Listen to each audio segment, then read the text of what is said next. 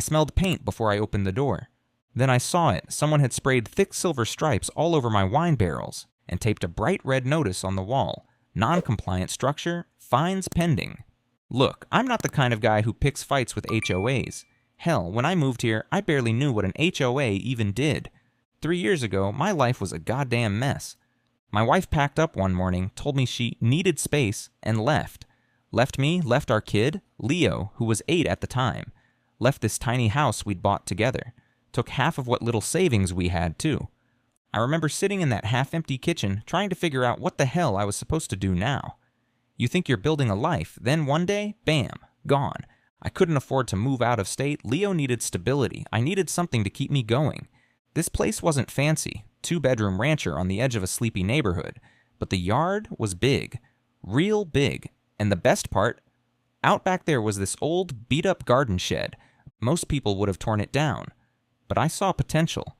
See, before all this, I'd been a sommelier for almost a decade, knew my wines inside and out, loved the craft of it, but restaurant hours don't work so well when you're raising a kid alone. I'd always dreamed about making my own wine, real small batch stuff. Never had the time, never had the space. Now, I had both. So that first summer, while Leo was at day camp, I started gutting that shed. Ripped out the rotten boards, reinforced the frame, insulated the walls, put in new flooring, scored some used barrels off a guy I knew, bought a bottling rack secondhand. It wasn't much, not at first, but it was mine, and I was building it with my own 2 hands. Leo caught on pretty quick that this was important to me. He'd come out after school, plop down with a book while I worked. Sometimes he'd fall asleep out there while I sanded beams or stacked bottles. I never asked him to help. Just having him nearby, it helped, for both of us. I got my small producer license, strictly legal, no tasting room, no big traffic, just me bottling in batches, selling to a couple local stores and restaurants. A little income, a lot of therapy. For 2 years, it was good. The HOA barely a blip on my radar. I paid my dues, mowed my lawn, didn't paint my house neon green, no one bothered me. Then Monica Greaves got herself re-elected HOA president last fall. The first letter she sent out talked about beautification and raising property values. The second one? Review of non-permanent structures. That's when I felt the first knot in my stomach. I should have known what was coming. But honestly, I thought if I kept my head down, they'd leave me alone. I was wrong. Dead wrong. It started with a letter. Well, no. Technically, it started with a flyer. Glossy thing Monica had mailed out to the entire neighborhood. Our vision for a more beautiful community. It had all the buzzwords: cohesive look, maximized home values, curated outdoor aesthetics. And tucked about halfway down, in fine print, HOA board will begin auditing non-permanent structures this quarter to ensure compliance with new aesthetic guidelines. Non-permanent structures. I read it twice, 3 times. My wine shed was built solid, on a concrete pad, wired properly, permitted. But I knew how these things went. If they wanted to call it non-permanent, they would. I figured I'd get ahead of it, so I emailed Monica directly. Hi Monica, just to clarify, my wine production structure is fully permitted and inspected. I assume this won't be affected by the new review. She replied the next day. Thank you for your inquiry. All structures will be reviewed for neighborhood compatibility. Permitting is not the sole factor in determining compliance. That's when the first little pulse of anger started under my ribs. Still, I waited. Maybe this was just posturing. Maybe they were targeting some of the rusted tool sheds around the block. Then, 3 weeks later, I came home from a delivery run to find a bright orange tag stapled to my fence. Non-compliant structure pending board review. Just like that. No knock on my door, no conversation, no inspection that I'd seen. I tore the tag down and went straight to my mailbox. Sure enough, there was a certified letter waiting. Your property has been identified as containing one or more structures that violate HOA visual conformity standards. A hearing will be scheduled to determine next steps. Failure to comply may result in fines. No specifics. No photos. Nothing about what exactly was out of compliance. I wasn't about to wait around. Next morning, I marched into the HOA office, little prefab trailer at the front of the neighborhood. Monica was there, of course, dressed to the nines, sipping some overpriced bottled water. Monica, I said, trying to keep my voice level, you want to tell me exactly what's wrong with my wine shed? She gave me that tight little smile she's famous for, the one that says she knows something you don't. Mr. Reddick, she said, voice like syrup, Your structure does not align with the community's updated aesthetic vision.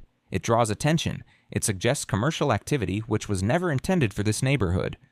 It's fully permitted, I shot back. And it's not visible from the street.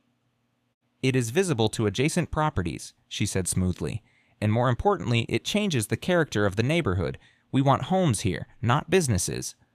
That word, business, like it was some dirty thing.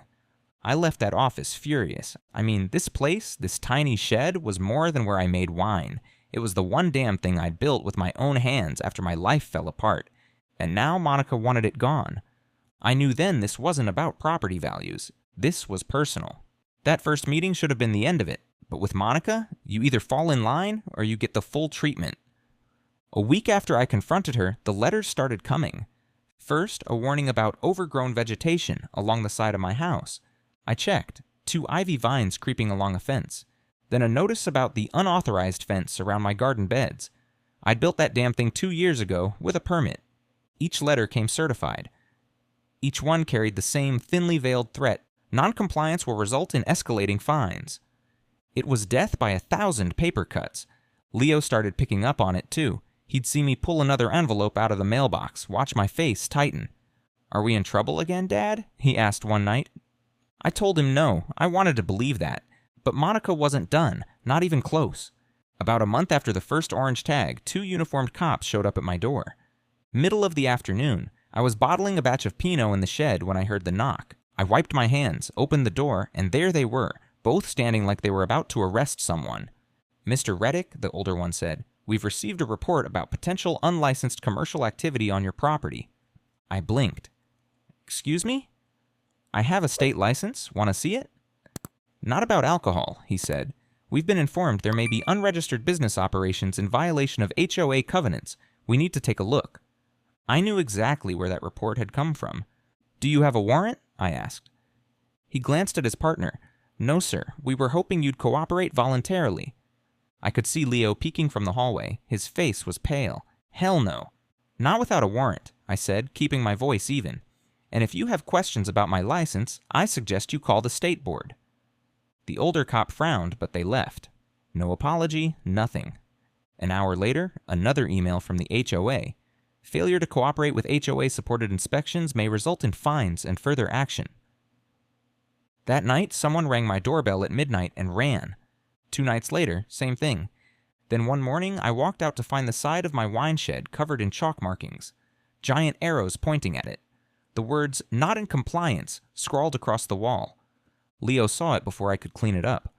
"Why are they doing this, Dad?" he asked. I didn't have a good answer. Not one an 11-year-old should have to hear. That was when the knot in my gut turned to a full-blown fire. They weren't just trying to find me, they were trying to break me, and they were damn sure trying to scare my kid. I wasn't about to let that happen. At first, I tried to play it straight. I mean, I've got a kid. Last thing I wanted was to drag us both into some kind of war with the HOA. I figured if I just showed them I was playing by the rules, they'd back off. So I called my lawyer, not some big-shot litigator, just a guy named Grant, local attorney who'd helped me with the winery permits. Down-to-earth guy, ex-military, didn't take bullshit from anyone. I brought him everything: license, permits, inspection reports, the original HOA covenants from when I bought the place. Grant looked it all over and said they've got no leg to stand on. This shed's permitted. The HOA can't override state licensing. Great, I thought. Slam dunk. Grant sent them a formal letter, clear, polite, all the right legal language. 2 weeks later, I got their response. "We appreciate your correspondence. However, the HOA board retains discretion to enforce aesthetic standards and community character guidelines, independent of state commercial licensing. Failure to remove or modify the nonconforming structure will result in fines." Translation: screw your license. We make the rules here. Grant told me we could take it to court, but that takes time, money. Meanwhile, the fines were already stacking up, $100 per day according to their latest notice. I tried going through the official channels next. Attended an HOA board meeting, first time I'd ever sat through one of those circus acts. It was surreal. Monica sat up front like some queen bee, flanked by her little crew. Half the room looked half asleep, the other half looked scared.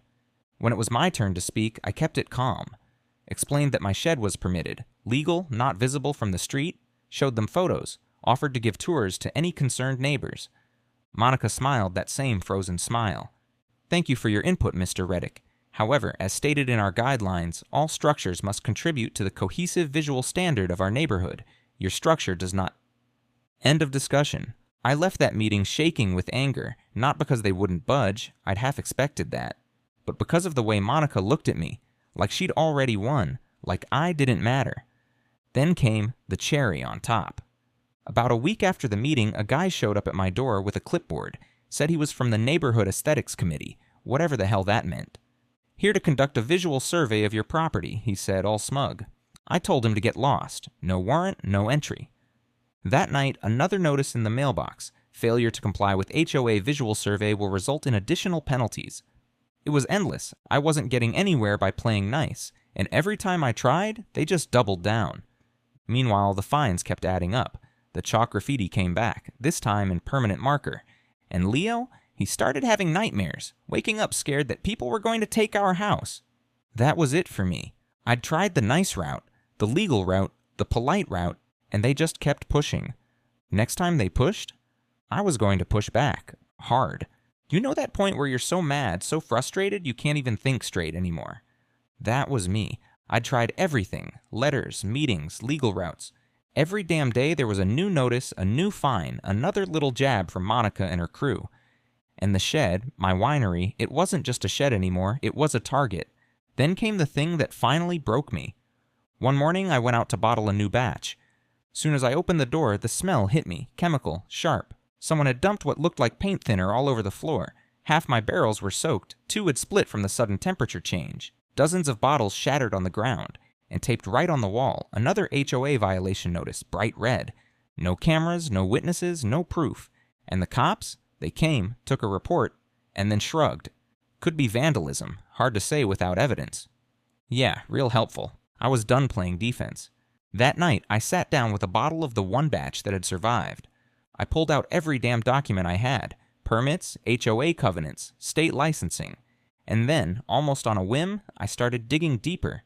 See, Monica had been throwing around this whole neighborhood character thing like it was gospel, but something about it didn't sit right. I went online, dug through the county land records, started reading everything I could about the original development of our neighborhood, and buried in some dusty scanned PDFs from 15 years ago, I found it. The original community charter, and right there, clear as day.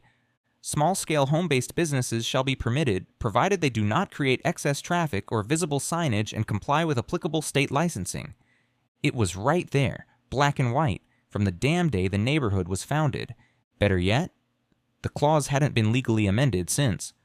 All Monica's character guidelines, completely subordinate to that original charter. They were bluffing, all of it, every fine, every notice, every threat. Legally, worthless. I called Grant.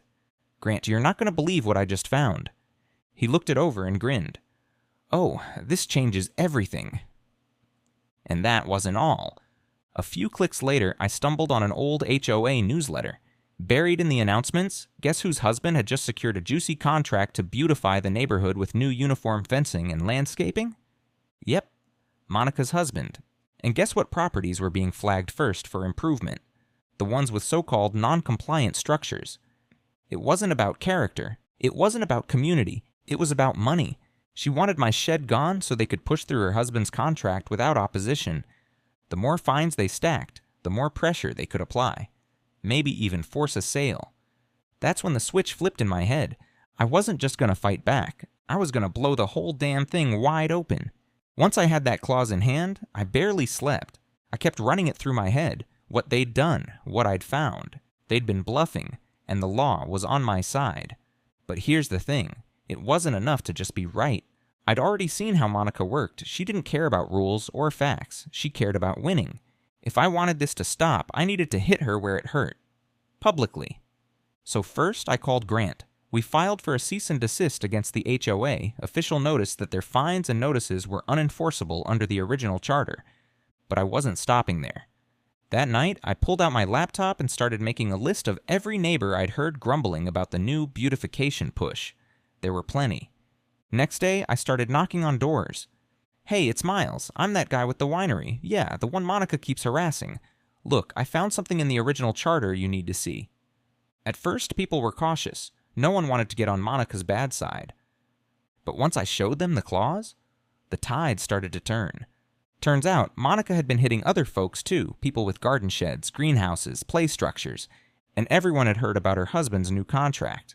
They were just too scared to say anything. That's when I had an idea.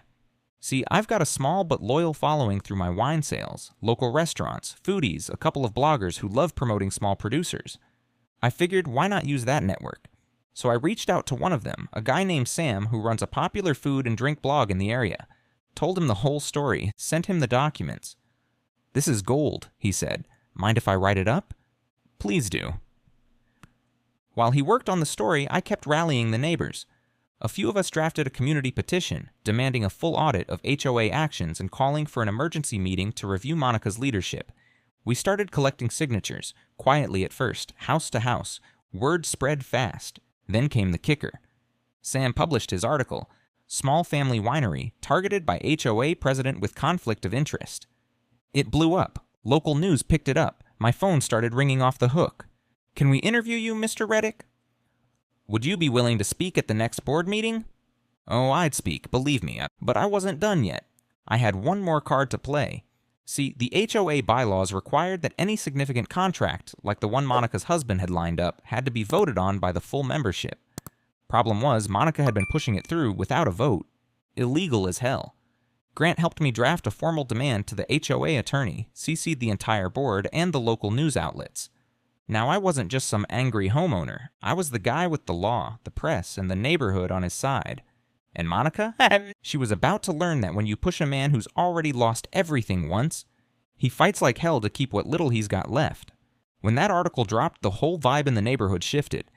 I went from that guy Monica's targeting to the guy neighbors started whispering about, and then knocking on my door. "Hey Miles, is it true she can't actually fine us for sheds?" "Hey man, I signed the petition. What else can we do?" "Do you think we can stop that fencing project?" I'll be honest, I was exhausted, angry, but damn if that support didn't light a fire under me, so here's what we did. First, we organized. A couple neighbors had backgrounds in community organizing and PR. One of them, Rachel, used to work in local government. She knew the playbook. If you want to win, she told me, you need numbers and noise, public and loud. Monica thrives when people are quiet. So we went public. We set up a private neighborhood Facebook group, started posting the documents I'd found, the original charter clause, the shady contract details. We printed flyers, held a couple of casual meetups, grilling in someone's backyard, handing out copies of the petition, getting people talking face to face. Meanwhile, the press kept running the story. Local TV news even did a segment on me and the winery. Small-town winemaker fights HOA over illegal crackdown. I didn't enjoy being in front of a camera, but Leo watched that segment with wide eyes, big smile on his face. That made it worth it. Next, we used the bylaws against them. See, HOA rules required that if 25% of homeowners signed a petition, the board had to call an emergency meeting. By week's end, we had 40%. Monica tried to stall, of course, sent out another newsletter full of half-truths. Certain residents are spreading misinformation. HOA actions are in full compliance. New beautification efforts will benefit us all. Too late. The pressure was on. And then, the big break. Remember that clause about needing a full membership vote for major contracts? Turns out Monica had already signed the deal with her husband's company. No vote. No notice. Clear violation of both HOA bylaws and state conflict of interest laws. Grant helped us draft a formal complaint to the state HOA Oversight Board. We CC'd the media. Now this wasn't just a neighborhood spat, it was a potential legal case. Monica panicked. I know, because that's when things got real ugly. One night around 2 a.m., I woke up to a loud crack. Ran outside. Someone had shattered the main window of the winery shed. Glass everywhere, couple bottles smashed inside, and no cameras, because yeah, I'd been stubborn about not wanting cameras. That changed real quick. Cops came out again, same old story. No witnesses, no suspects. But by now, I had a damn army of neighbors watching. Rachel posted about it in the group. People were furious. We used it to rally even more support. The emergency meeting got scheduled, and I made damn sure to prepare. Grant helped me line up the documents.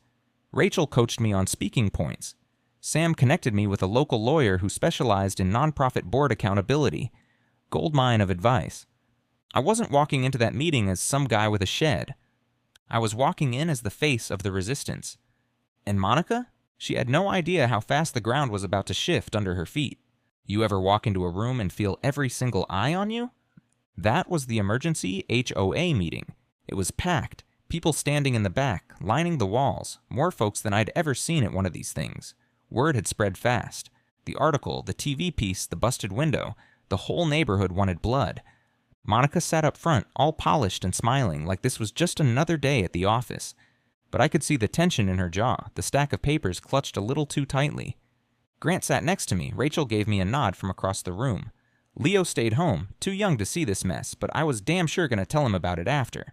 First, Monica did her usual song and dance. HOA initiatives, enhancing property values, unfortunate misinformation being spread, blah blah blah. Then it was time for homeowner statements. I took the mic, hand steady, voice calm. Good evening, folks. My name's Miles Reddick. Some of you know me as the guy with the little winery shed Monica's been trying to fine into oblivion. Light chuckles, a few nods. I'm here tonight because enough is enough. I have here the original neighborhood charter, signed and recorded with the county 15 years ago.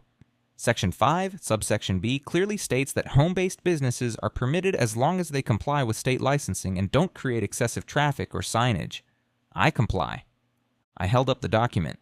Every fine, every notice sent to me is unenforceable under this clause. Murmurs rippled through the room. Monica's smile froze, but I wasn't done. Furthermore, I continued, I have here a copy of the proposed contract for the so-called beautification project. A project Monica's husband stood to profit from significantly. A project that was signed without a required vote by the full membership. That one hit like a grenade. Audible gasps. A couple folks outright swore under their breath. Grant passed the documents to the HOA attorney sitting stone-faced at the front table. We filed a formal complaint with the State Oversight Board regarding this violation of conflict of interest laws, I added, and I've provided copies to local media who are very interested in this story. I stepped back. No theatrics, just facts. Then came the flood. One by one, neighbors stood up. People who'd been hit with fines, people sick of the bullying, people Monica thought were too scared to speak. Rachel got up and read the petition numbers. Over 50% of homeowners signed, demanding Monica's immediate resignation and a full audit of board actions. Monica tried to respond, voice tight, brittle. There's a lot of misunderstanding here. The board acted in good faith. Didn't matter. The room had turned. By the end of the meeting, it was clear. Monica was done. The board voted to suspend all noncompliance actions pending legal review. And Monica? She stood, gathered her papers with trembling hands, and left the room to a mix of silence and scattered applause. I didn't clap. I just stood there, watching her go, heart pounding in my chest. Not because I hated her, because after 3 years of fighting to build a life again, after losing so much, I finally felt like I'd stood my ground. And won. Things calmed down after that night. Monica didn't show her face much after the meeting. A few weeks later, she officially resigned, for personal reasons. Yeah, sure. The board hired an interim president, someone way more reasonable. They froze all pending fines. Dropped the ones they could. Grant kept the pressure on, followed up with the state board to make sure the contract violations were logged.